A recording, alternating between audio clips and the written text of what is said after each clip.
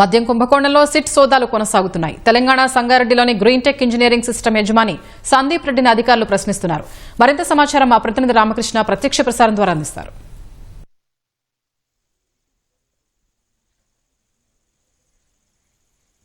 స్వప్న, సంగారెడ్డి జిల్లాలో ఏపీ మద్యం కుంభకోణానికి సంబంధించినటువంటి అధికారులు దాదాపు మొత్తం 10 మంది, 2 డిఎస్పీలు అలాగే 9 మంది పోలీసులు అయితే బృందం అయితే మాత్రం ఈ సంగారెడ్డి జిల్లా Ismail Khanpet green tech private limited సంబంధించిన కంపెనీ ఏదైతే ఉందో దాన్ని యజమాని సందీప్ రెడ్డిని అయితే మాత్రం విచారించినట్లు తెలుస్తూ ఉంది.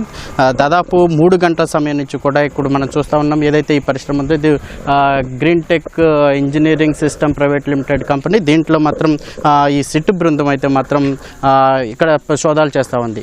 అయితే ఈ వైసీపీ అధికారంలో ఉన్నప్పుడు ఏపీ మద్యం సంబంధించిన టెండర్లు కావచ్చు, అలాగే ఈ షాపులు పంపిణీ సమయంలో భారీగా కుంభకోణం జరిగిందన్న నేపథ్యంలో దాదాపు 3,500 కోట్లు దీనికి సంబంధించిన కుంభకోణంలో అవినీతి పాల్పడుతున్నట్లు కూడా తెలిసింది. అయితే దీని మీద అయితే మాత్రం ఈ ప్రభుత్వం కొత్తగా వచ్చినటువంటి ప్రభుత్వం మాత్రం సిట్ వేసింది. సిట్ అధికారులు మాత్రం అటు ఏపీ మొత్తం జల్లెడ పట్టింది.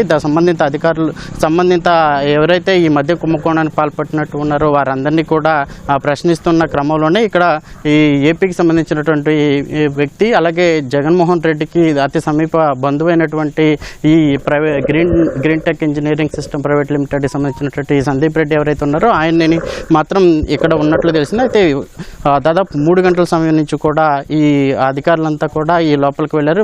ఇక్కడ దాదాపులో ఎవరిని కూడా రానిట్లేదు. అయితే మాత్రం సిట్ బృందం అయితే మాత్రం ఆయనని సుదీర్ఘంగా విచారిస్తున్నట్టు తెలుస్తుంది. అయితే మద్యం కుంభకోణంలో ఎవరెవరు ప్రధాన పాత్ర పోషించారు, ఈయన పాత్ర ఏది ఉంది అనేది మాత్రం ఈ అధికారులు అయితే కూపీలాగుతూ ఉన్నారు. ఇప్పటికే కొంతమందిని అటు ఏపీ ప్రభుత్వం అయితే మాత్రం అధికారంలోకి వచ్చిన తర్వాత వారిని అందరినీ కూడా అరెస్ట్ చేసి దానికి సంబంధించినటువంటి వివరాలను కూపీలాగుతూ ఉంది. ఇప్పటికే కొంతమందిని అయితే అరెస్ట్ చేసిన సందర్భాలు అయితే చూస్తూ ఉన్నాం. అటు చెవిరెడ్డి భాస్కర్ రెడ్డి కావచ్చు, అదేవిధంగా కొంతమందిని అయితే మాత్రం ప్రభుత్వం ఇప్పటికే కఠిన చర్యలు తీసుకోవాలని చెప్పి కొంతమందిని అరెస్ట్ చేసి మాత్రం కోర్టుకైతే పంపించింది. ఈ మొత్తం జరుగుతున్న పరిణామాల్లో జరుగుతున్న క్రమంలోనే ఇప్పటికైతే మాత్రం ఇటు సంగారెడ్డి జిల్లా ఇస్మాయిల్ ఖాన్పేటలో ఉన్నటువంటి green tech engineering system private limited కంపెనీలో మాత్రం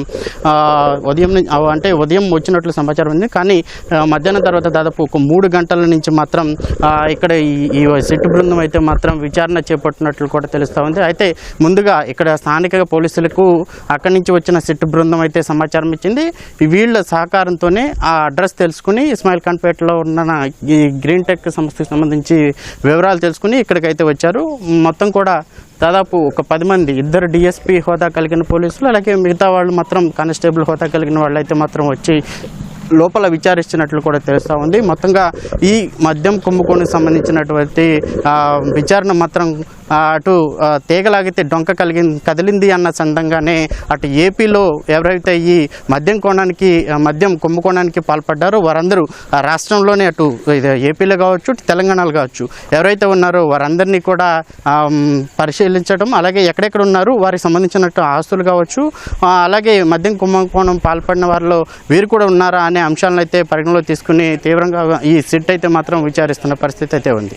స్వప్న. ధన్యవాదాలు రామకృష్ణ.